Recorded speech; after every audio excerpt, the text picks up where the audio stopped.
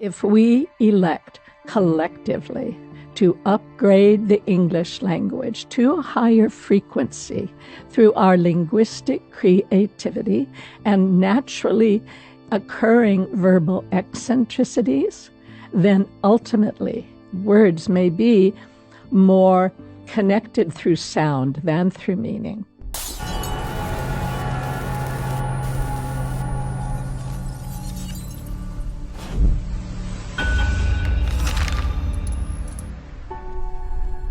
I think the language was salted with contradiction, and it was so interesting. I recently came across a quote, but it's by the Greek general and historian writing about the war between Athens and Sparta. And he said the greatest horror of all was the corruption of the language. And Confucius said the first thing he would do if given charge of the administration of a country would be to correct the language. Yes, I think it's time to become more aware, to find more of these sacred pathwords. One of my favorite I've used, and to be truly beautiful is to be beautiful. There is nothing as exquisitely beautiful than a whole being who is true to who they are.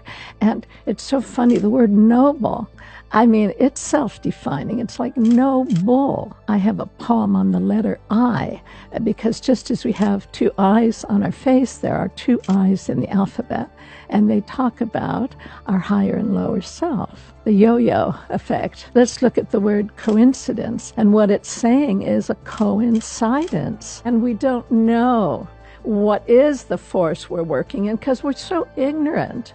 I mean, we are a fish in water, but I think in our case, rather blind to the substance in which we dwell, I think we're living in an echo chamber and a hall of mirrors, and that language is constantly echoing and reflecting either cultural consciousness or innate human wisdom. And because we have been deafened to our definitions, we are clueless. And yet the language is constantly echoing and reflecting, talking back to us. The word oblivious to the obvious, the only thing that separates them is a lie, L-I. In all our efforts to heal our psyche and raise consciousness on the planet, we have all but overlooked the very instrument of conscious thought and communication. Yet our forked tongue English language, which is the leading software of the Western mind, is itself in great need of retuning and upgrading.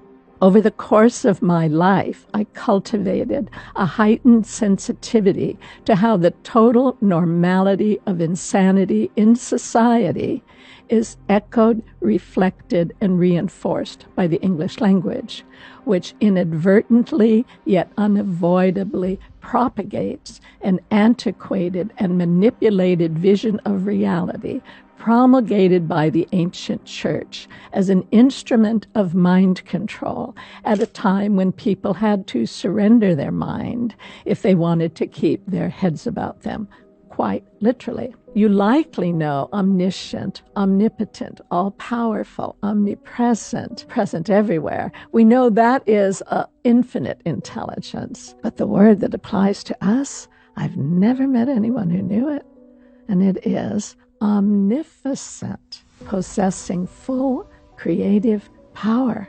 And someone said to me, "Oh, I'm not creative." And I said, well, we've already demonstrated as a species that we have full destructive power.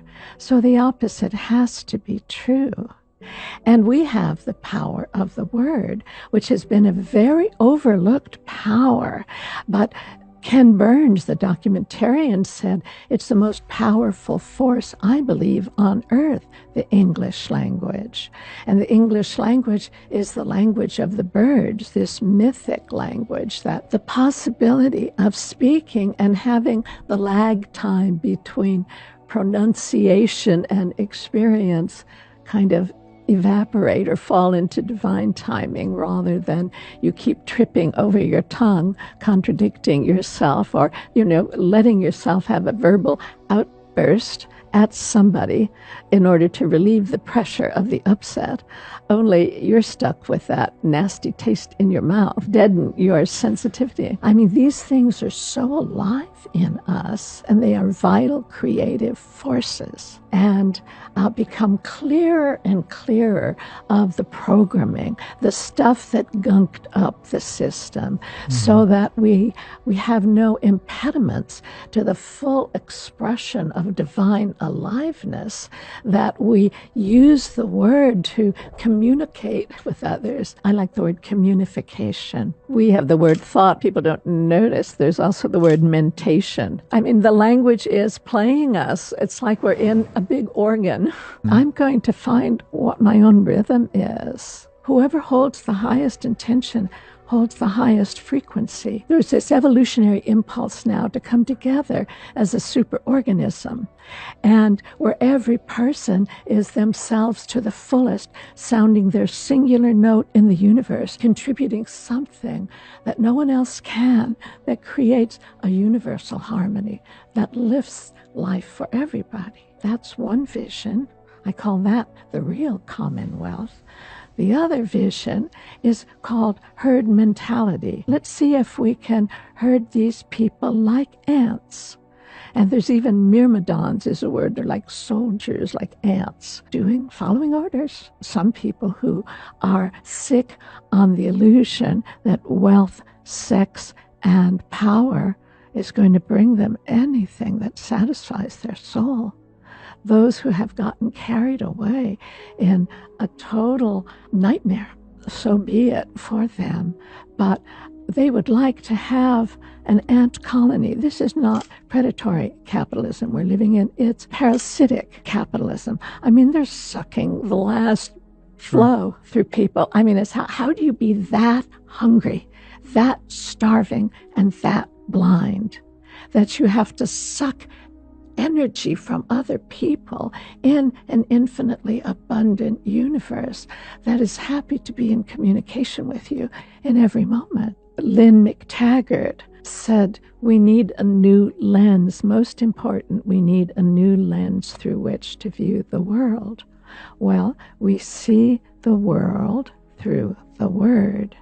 A new lens means the need to tune up the language, tune up the false notes, so that they're very resonant, so that they play this human instrument in a way that is scintillating, that is going to have me singing my high notes. So tuning up the language and reinventing my invention for the pleasure principle. As we get more refined, our pleasures are more refined and more intense and more forever.